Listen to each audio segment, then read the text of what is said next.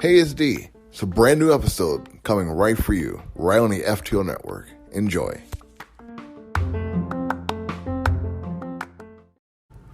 Hey, how's it going? D here at FTO Nerd-Talk. It's good to be back. It's good to be talking with you guys, talking about all this different cool nerdy stuff. It's going to be a fun show today. I am having some issues with my microphone. I don't want to have to do an episode where you guys can't hear me again, because that would make me go bonkers. But I'm back, man.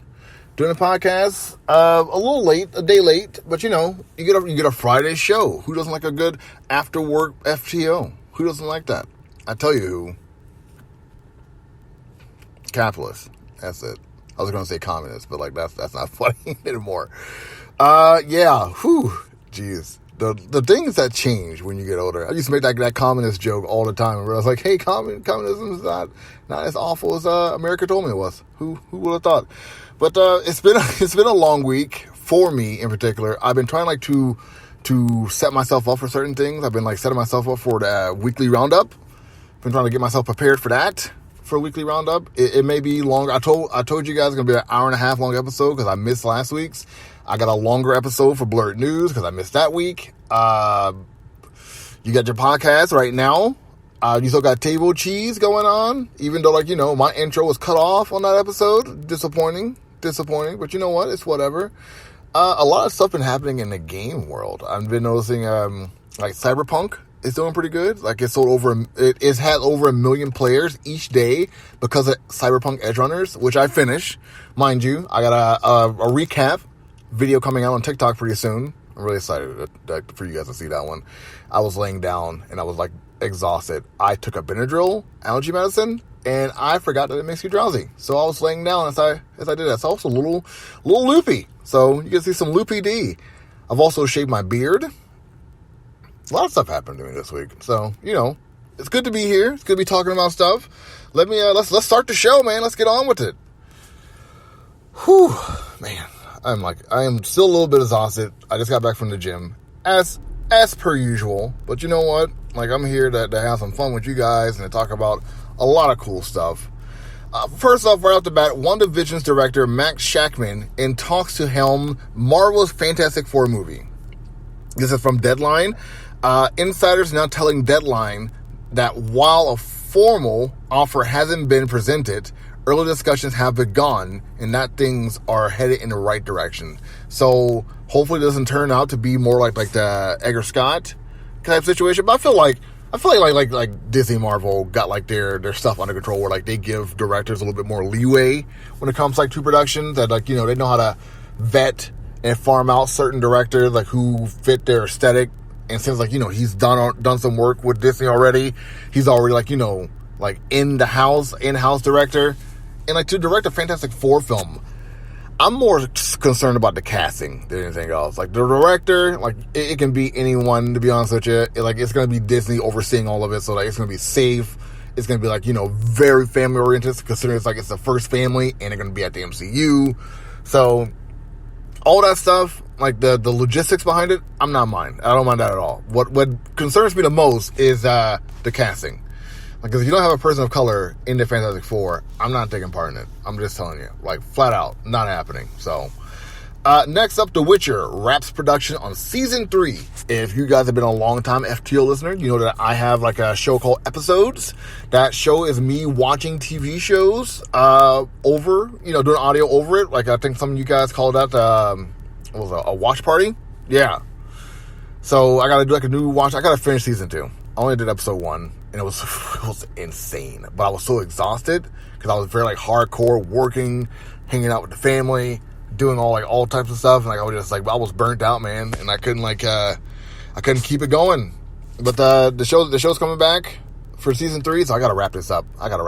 So, and you guys like them. I noticed that a lot of folks pay attention to those episodes. I'm not sure if you guys are expecting something else when I'm watching these episodes, but I guess you watch along with me. Who knows?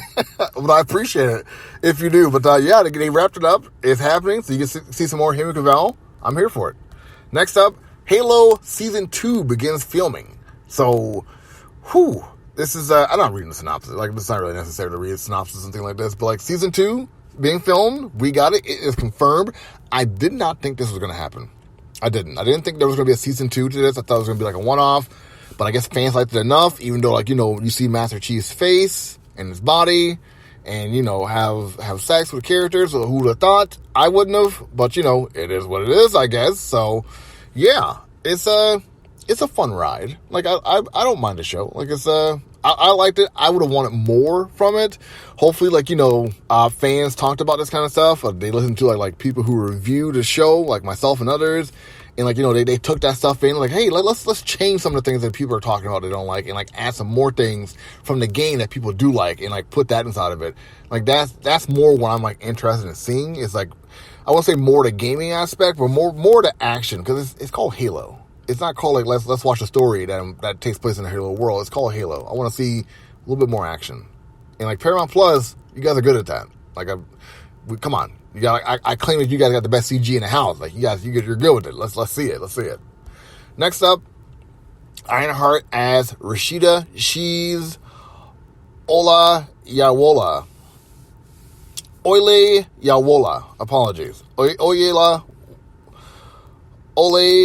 Yawola is a comedian that has previously opened for the likes of Arsenio Halls, Hannibal Buress, Ada Rodriguez, and Michael Shea, among others. She's also a writer and actress, currently acting as a staff writer on the previous announced South Side over at HBO Max, with other television credits including HBO's Insecure, a Black Lady sketch show, NBC's Chicago PD, and The Late Show. This is from Collider. Collider is like the source of this. And it's nice to see that the majority of the cast of this show is going to be like persons of color. Like, I literally haven't seen like one person who's not a POC attached to this show, like not one. So, we've been talking for a while, like, hey, we're the POC leads in you guys' TV shows. We had like Falcon and Winter Soldier that had like, a large amount, 75% of POC black actors inside of it. But Ironheart's going to show us, like, hey, you want some POC actors? Here you go. So make sure you bump this show. Make sure you talk about it with your friends. Make sure you give it the same kind of treatment you've been giving Moon Knight and Miss Marvel and She-Hulk. So, like, I'm here to see this. I'm heavily considering getting Disney Plus. I am. I know. You guys see me talk about all these other shows and different platforms, but I don't have Disney Plus, so I don't talk about She-Hulk. I don't talk about Moon Knight. I don't talk about Miss Marvel. Like, I just, I gotta fix it. So, we'll see what happens. Next up, from The Hollywood Reporter, this is Gran Turismo has Orlando Bloom and David Harbour in Sony's racing movie. That's what the headline reads, as I should say. But they have like Harbour playing a retired driver who teaches the lead actor how to drive, and Bloom is playing a hungry marketing exec who is selling the sport of motor racing. So like they're putting like some character base driven story inside of this, because you're gonna just be driving a car the entire time. So like, what's gonna be the story? It's gonna be character based. Apparently it's about this kid who played the game. From what I understand, it's a kid who played the game a lot and like got a chance to be a part of this culture, this lifestyle, the Gran Turismo lifestyle. And like, they just throwing actors in there like to give them personalities and like, and to fill that void that the cars can't, like sustain. So I don't think it's gonna be like Fast and the Furious. I feel like it's gonna be like more like the first Fast and the Furious, where you see everyone's story, you see what everyone's doing, but I feel like it's gonna focus more on that than like, like the family, or I'm a cop trying to take down this bad guy who I really like as a person because he's not really that bad of a guy. He's just been sold a raw deal. Stuff like that. You know what I mean? It's like, I don't think it'd be like that kind of cut and dry, because I feel like it's gonna be more like Gamer, that movie Gamer with dude from 300, Gerard Butler. Yeah, it'll be more like that. That's how I'm looking at like Gran Turismo. Like, to be honest with you, it feels more like that vibe. All right, next up you got Blade Runner 2099 live action series officially moving forward. This series has been ordered at Prime Video, with Shining Girls Silka Lucia on scripts and executive producing. It's also being produced by Ridley Scott and his Scott Free production. So, This is from Empire. Empire is the source for this, and like they're talking about putting Ryan Gosling like in it. So it's supposed to be only 6 episodes, to my understanding, but like that's enough for me. I am fine with that. I did get a chance to watch 2049 Blade Runner, and holy hell, so good. Like I'm disappointed I waited so long to see it, because I feel like in the theaters would have been a better option to watch this movie, but it was good. Like I thought the characters like were timid, but very much in the guise of like Philip Dick's world of Blade Runner. Like it really fits that aesthetic. The world like got more vivid with the resolution of the cameras. It was so wide and open, but like the characters were so intimate that we got to see them personally. Like it had like a whole different dynamic than like the first Blade Runner film, and like I was here for it, man. Like if you guys haven't seen the new Blade Runner with Ryan Gosling, it's good. And it has like the religious aspects inside of it also, like with the political and capitalistic views as well. Like, wow. Like the only gripe was like Jared Leto was in it. But you know what? If you can look past that, you look past it. And it was actually a good film. Next up, we have Loki news from Deadline. Ke Huy Quan joined season 2 of Marvel series. Ke Huy Quan, as you guys may know, he played Short Round in the Indiana Jones film. They actually announced this at D23, and they also announced like a new Indiana Jones film. And like there was a couple of jokes being made about like how he wasn't there, how he wishes he was there because he wants to be in that film, but he's gonna be in the Loki show. I'm really excited to see like how this is gonna play out, because I know that Quan was also in Everything Everywhere All at Once. And that was like one of his comeback films was that. So like we got like a lot going on right now, man. Like and it's cool to see that Feige is putting like characters or actors into roles that people find familiar. Like especially like the old heads like myself, like the tail end Xers, but the early millennials, like the guys like me, like who live in that nostalgia age. It's cool to see that, and it really kind of gonna rejuvenate that Loki world, just give me something to watch it for, you know what I mean? So I'm really excited to see how this plays out. Next up from Deadline, also Star Wars: The Bad Batch season 2 debut pushed back to January. Now this was originally supposed to come out September 28th, which is if you're hearing this on Friday, was supposed to come out next week, but it's been pushed back to January 4th. Why that is, I'm assuming because there's so much going on right now, especially with Disney, and it's been pushed back. This got announced also at D23 Expo, but I feel like they pushed it back simply because they wanted to let the show Andor breed without people wondering, watching both Star Wars show and comparing and contrasting, you know what I mean? Like, you watch Andor, then you watch Bad Batch, and you watch Andor, and you just like, this show's better than this show, no, this show's better than this show. Like, I never seen Disney really, compete their properties with each other. Like, if you really think about it, you haven't seen, two Marvel movies come out around the same time, and if one does, come to the theater while another one in the theater, it's usually, when one's at the tail end of leaving the theaters where another one shows up.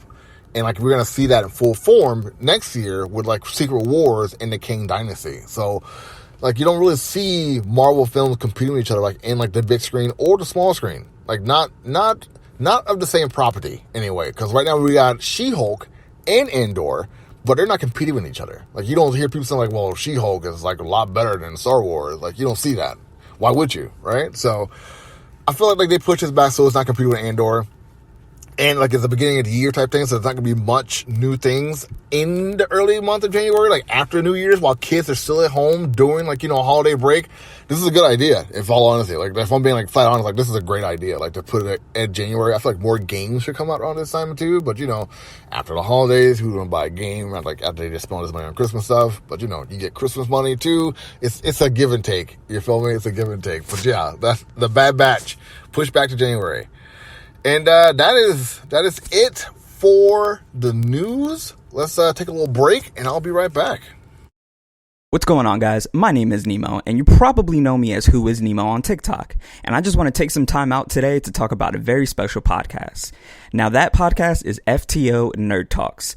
Now, FTO is a podcast that gives you daily updates on all things pop culture. So, if you're into anime, manga, comic books, TV shows, movies, and all that good stuff, FTO is the podcast for you. Now, I know what you're all thinking. There are so many podcasts out there that already do the same thing, and I'm about to tell you why FTO is so special. Now, FTO is so special because they emphasize on Black nerd culture. Not only that, if you like to be interactive with your favorite content creators, FTO is the special podcast for you. Now, if you have any questions, comments, concerns, or you just want to state your opinion about a certain project, they will engage with you. So if you haven't already, please go follow FTO Nerd Talks on all social media platforms. And if you haven't already, please do me a favor, follow them on Apple Music and Spotify so you don't miss out on their weekly podcasts. Thank you guys so much. Have a great day. And we are back. You know, that's one of like the best parts about recording at home. Like, I can take a break for as long as I want to. When I'm inside my car, I only have like as long as those ads are to put out there. Thankfully, they're my ads. They're not like, you know, like the paid ads that I have through Sprinkr. Make sure you check out Sprinkr to support yourself in podcasts. I'm not doing that. I swear. Would that be weird if I just do like an ad for Sprinkr while I'm doing this? I mean, I said their name like 3 times already, so aren't I kind of already doing one? But you know, it's whatever. Let's go talk about the things to watch this week. Things to watch is Bros. 2 gay men, maybe, possibly, probably, stumble towards love. Maybe. They're both very busy. This is like a movie with Billy. I forget his last name. Like Billy on the Street. He's has a movie. He's really like making moves, like from like just like talking to people randomly on the street, making it like I think it was YouTube videos or a late night show. I feel like where he started out, but like he just started talking to random New Yorkers on the street, just answering random questions and being funny at the same time. I mean, yeah, it's a gimmick, yeah, but like, you know, look at him now. He's doing a movie, so good on him. It looked cute. It did. It looked really cute. So, and inclusive. So, if you want to give a movie a shot, give it a shot. Billy always been very inclusive towards everybody. So, like, make sure you check out this movie. Next up is Pearl. Trapped on her family's isolated farm, Pearl, played by Mia Goth, must tend to her ailing father under the bitter and overbearing watch of her devoted mother, lusting for a glamorous life like she's seen in the movies. Pearl's ambition, temptation, and repression all collide. This is like a thriller. It looked really cool. And like I said, you know what? I gotta check this out. I posted it on my Instagram, and someone says like, it's not as good as I thought it was. Don't get me wrong. Don't get me wrong. I love it when people leave comments, especially like on things like this, because like it's so rare that I get comments like this on Instagram. But I do wish they gave me more than just that. So like, I need to check this out. I really want to check this out and see what it's like. For games, NBA 2K23 on the PS5.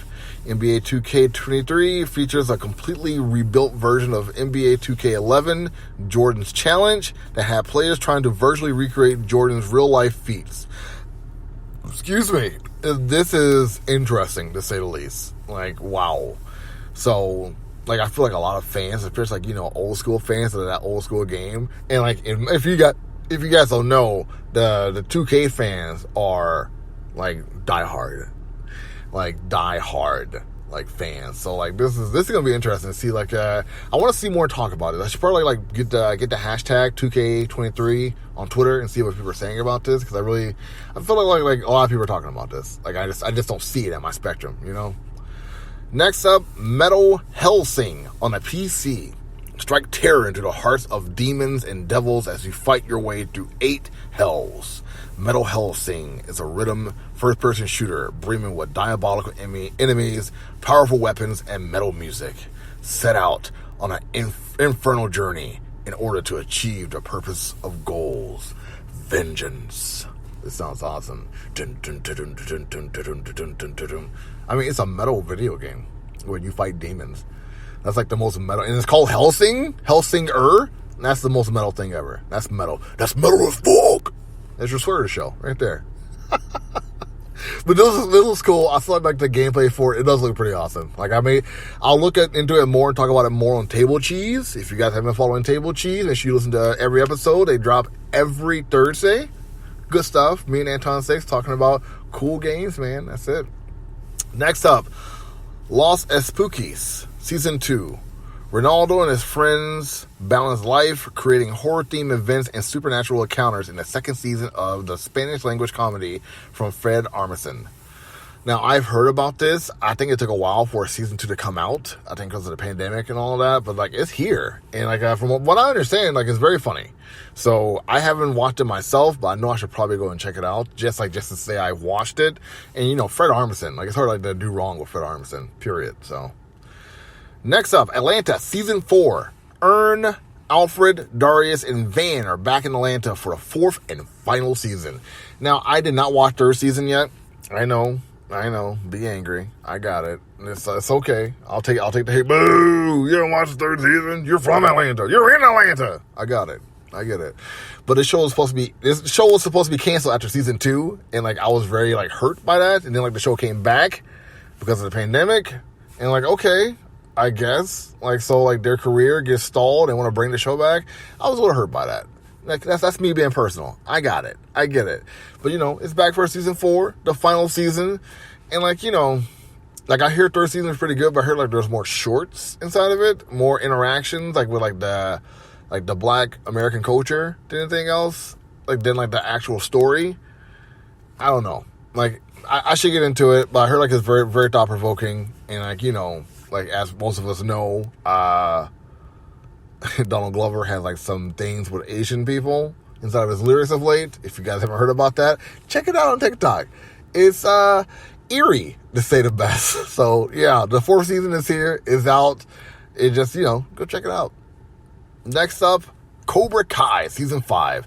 Daniel seeks to top Terry Silvers from opening a franchise of Cobra Kai Dojo across the valley, while Johnny and his son looks for Miguel Diaz in Mexico in the 5th season of the Karate Kid spin-off series.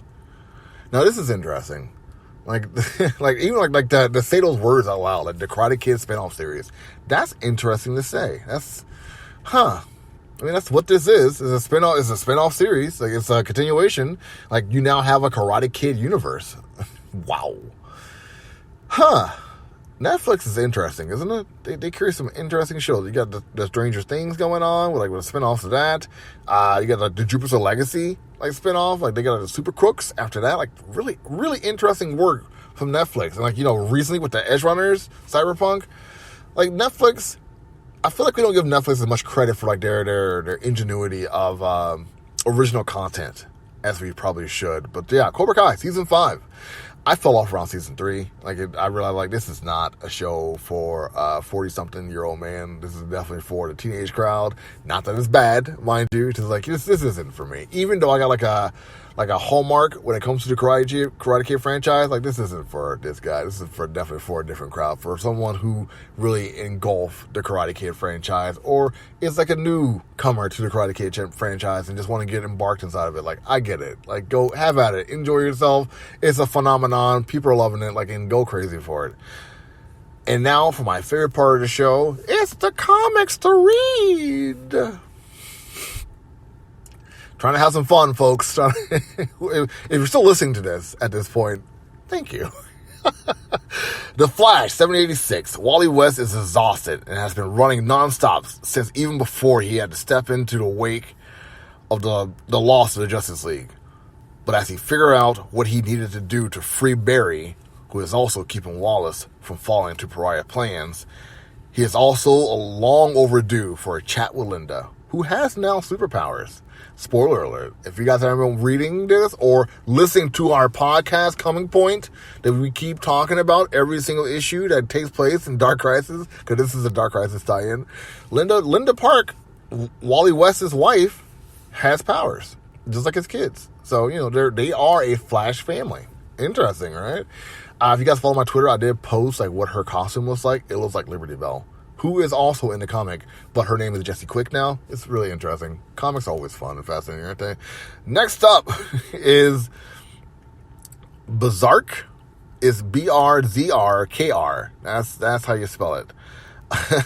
As bees, full of fury, is unleashed, a new discovery promises to bring the answer he's been searching for centuries. Now, this is issue number 10. I have not been reading this, but I saw this cover. I was like, dude, this looks wicked. Like, it's a guy's face, and you see like human bodies inside of his face. I hear, like, a few people talking about it. It's written by Keanu Reeves. So, yeah. Figure it's worth talking about. You get me? Next up, New Mutant, issue number 30. Throughout the past 40 years, New Mutant has remained a timeless yet contemporary voice for the marginalized youth who must grow up in a harsh, cruel world. In this supersized issue, Vita Alia, Rodriguez, and more craft a mosaic love letter dedicated to the mutant youngsters who have become the beacon and hope of a new generation of the X-Men.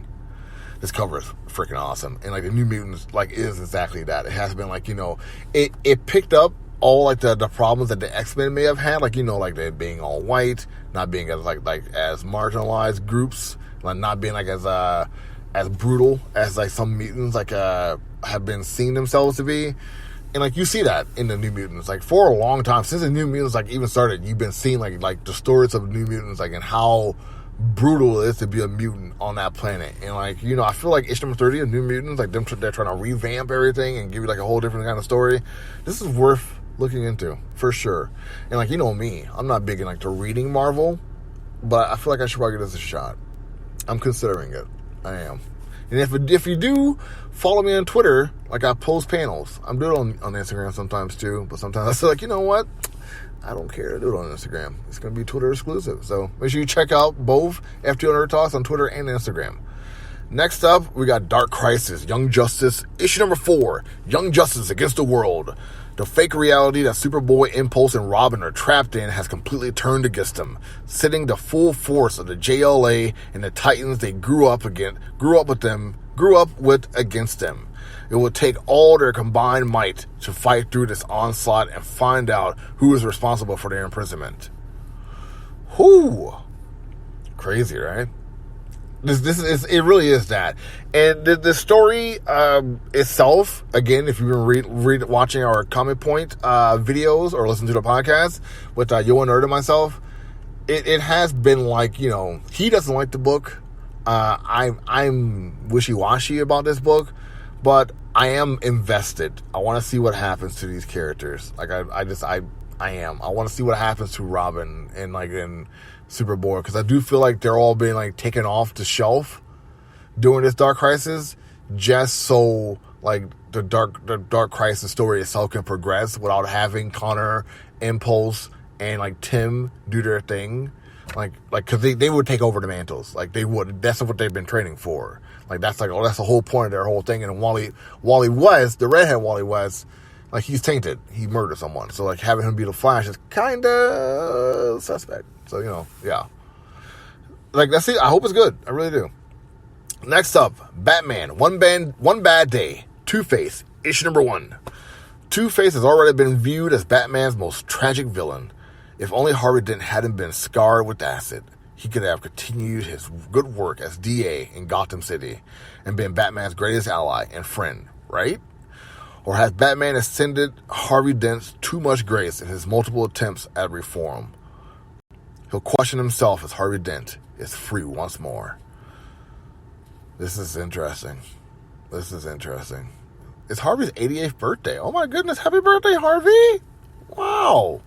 88 years old. Jeez. These characters are old. My God, I forget that sometimes. In a podcast, I did talk about how Batman came out in 1940. He came out in 1939.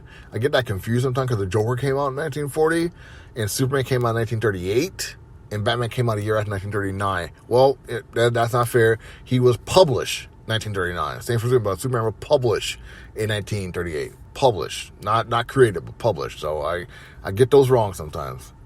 Next up is Black Adam, issue number 4.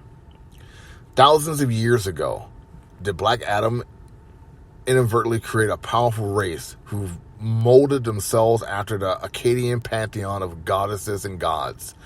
Or is he just gaslighted, tainted by illusions by one of his many enemies?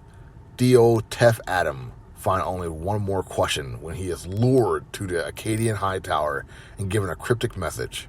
Meanwhile, Adam has dispatched Etrigan the Demon, an unlikely ally, to either train his youthful successor or kill him. This is pretty interesting. This is really, like, if you guys watch the blerd news that I post on my page, this is the comic book of the week. Like, comic book of the day is Black Adam issue number 4, like, for sure. Like, this is like, it's a cool story, man. It really is. And it's fresh. It's everything, like, all the black fans or like any of the like allies or POC fans of DC have been asking for, giving to you. But I don't think anyone's really reading it. At least I haven't heard anything. Again, another thing for me to hashtag on TikTok or Twitter, because Twitter is usually the place you see comic book fans talk about comic books. It's usually Twitter. You hear people doing reviews and talking about that kind of stuff on YouTube and TikTok. So yeah, Black Adam issue number 4. And lastly, with comics to read, Nita Hawk's Nightmare blog, issue number 8. Dark evil from the past returned to Annapolis after a centuries-old murder is unearthed and his ghosts return for revenge. Now Nita Hawes faces her most horrifying threat yet. Can Nita solve the case before ending up a victim herself? Or will Detective Harding find her as yet another casualty of the night?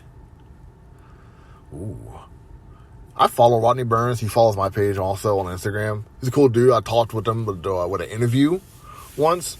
He's a cool dude. I think he recently had a birthday. Happy birthday if you're listening, Rodney. These stories are insane.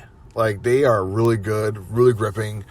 He really paints a picture with his storytelling, and like his artist is always doing the absolute most. This is a Spawn artist. Seisman Kodransky doing the art on this, so make sure you check it out, man. He's Rodney is a Eisner nominated like comic book writer, so definitely worth looking into. To give him an idea like what you think he's doing, like check out his Philadelphia series. So, like gotta pay it forward, man. Gotta talk to the peeps that I know and like give them some love. So yeah, that is it for comics to read this week. If you got any comic books you want me to talk about, make sure you hit me up, DM, email, hit me up anywhere, Facebook, Twitter, Instagram, TikTok. I'm here for it, man. Let's talk about whatever. That is it for all that I have. I wish I had like an after thing to talk about. I don't even have a title that I want to talk about right now. Like, like full steam ahead. Is that good? Because like we're on it. We are on it. Another episode, another day. Like it's been a smooth week, like news wise and content wise for just about everybody. I do see Instagram getting a little bit more saturated with videos, like myself included.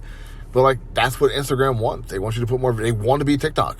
They want to get like the same thing as TikTok. So like I feel like when people start doing replies to like comments, like it's gonna change like the whole scape of Instagram. And like I have this thing about being first. I don't like being a first person, even though like I see what the patterns are telling me. Like the patterns tell me when someone makes a comment that you don't like on Instagram, repost it. Like do like reply with video. Say something, post it, and see what happens. That is like they want you to have the same method you have on TikTok on Instagram. But hey, keep on posting pictures because that's also a feature that you can hold on to, which is why I still post pictures. So like if you post like only videos, like that's all you're gonna get. It's just like video revenue, and I do think that will get bogged down after a while. But like that's what they want you to do. It works. I see some people out there who just post nothing but videos. Like they get tons of revenue. They really do. Like tons of views, tons of likes. And I do feel like I'm taking the social media thing a little bit more serious because like it's not going anywhere. Like I might as well get into it the same way I get into comics, the same way I get into TV shows, the way I get to like the side of business when it comes like to film. Like why is social media any different? It shouldn't be. because like it's all connected. It really is. Like you got companies buying up things left and right. Like pretty soon, ABC or Disney or whichever company you want to call it is going to buy one of these social media platforms. It's going to happen. Like you're going to see Warner Brothers or whichever company like they want to call themselves, they're going to buy one of these social media platforms. It's going to happen. Like you see it with video games. There's tons. Like I think Bethesda was bought out by Microsoft, and Bungie was bought out by PlayStation. These are just indie companies who just work with other companies. Now they've been bought out by major consoles. Like that's how it is. Just how it is. So things are changing. Corporations are absorbing corporations, but November is coming too. So I mean, midterm elections. I do want to put more. Thinking about that, like talking about that, I do want to put more political things out there, but I feel like that opens the gate to bringing in trolls, and like I like to keep FTO a safe place, like where people just like can talk about stuff and like have fun and not get bogged down with that. That's why I keep like all the political stuff in the stories. Sometimes like if it's captivating and it has to be talked about, I'll post it and like bear the consequence, either turn off the comments or say something to somebody, like remove them. But usually like it's maybe I should just start turning on the comments when it's something like really political that it needs to be posted about. I'll turn the comments off, but it's not easy like doing that. It feels like disingenuous, and like that's not the whole point of social media. Social media is to be a community, to let people talk, hear voices, things like that. But like even I see now more content creators talking about how like they want to block more people or suspend more people, and like here's the kick: if you do that, that messes up your algorithm. And for some people who do these videos or put themselves on social media, that's how they make money. So like when you block someone, that messes up your algorithm, that messes up your income. That means you got to go back to a 9-to-5 or a part-time and you make money that way while you're still doing this. And I got to tell you, that's not easy. It's not, especially if you're like a family you got to provide for. It's not easy. It is not. So this scope into the culture of social media is really fascinating to me right now. If you're not like taking part in it, or like you're like a passerby, I get it. But like the way the mechanics of this is working is interesting, because like you can take part into social media culture and not be distracted by social media culture, because like it's all in the same place. And as I always say, like you can't really have escapism if you're not escaping from anything. You know what I mean? So like you got like the whole Adam Levine thing. You got the Memoji having like bonnets on women on their icons, and someone said like do-rags got to be coming next, which I'm completely gonna see and like am here for. But like you see like all these things are changing and happening, but we still see like places like TMZ. You still see places like the Shade Room. You see places like I can't think of any other like Now This. MSNBC hiring content creators like to do videos on their page. This is like high quality, like MSNBC. That's a high quality news outlet hiring content creators like to make jokes about politicians. Like that's wild. That's wild. Like the things are changing. Like someone said recently, like this is history in the making. Like we are living in history. I couldn't agree more. Like this generation that we're a part of, like if you're like maybe 30 plus, you've seen 9/11, or like you had experience or the ripple effect of 9/11. You've seen like all the mass shootings at schools. You've seen like the political nature, SWIFT, and you may have gotten involved in it even though you were like a standing out participant. Like things are changing and people are changing, and I do think like I wouldn't say capitalism is dying, but like it's got a heavy microscope on it right now. People are looking at capitalism and thinking, so this isn't the best option. And like I will say like the people who are saying this, those who do have like broadband or cell phones or like high speed type internet that they can like see these like videos or see these articles, things like that. But like the infrastructure is changing also. Like the rural areas are getting like that fiber wire, like inside their area, like to get a better broadband kind of connection towards everything. Like things are changing, and people like are seeing that change happen. And like that's why I see like these kind of conversations for the end of the podcast, because like who want to listen to this at the beginning of the podcast when like it's all about the news? You get it. But it's a new week. I think it's September 23rd. The weekend is coming. I hope you guys are all enjoying yourself. I hope like your day is going well. As always, it's not easy trying to perk yourself up, drink some water, do your self-care. That's not easy. It's not. It really isn't. And that sometimes hearing you're doing this. You matter. It feels good. It does. Because you do matter. And you are doing this. You're doing the same thing we're all doing, which is doing the best we can day in and day out. And you know what? Even if no one says anything about it, I'm saying something right now. You matter. You're doing it. I'm congratulating everybody for doing what they're doing and just trying their best at living their life, because it's not easy in this world. And a lot of us humans want to bring others down just to bring us down. And if you're listening to this podcast, you're one of those few who don't let that completely consume you every day. So kudos to you, man. Kudos to you. I am D. This is FTO Nerd Talk. This is the FTO Podcast. And enjoy yourselves. Have a good weekend.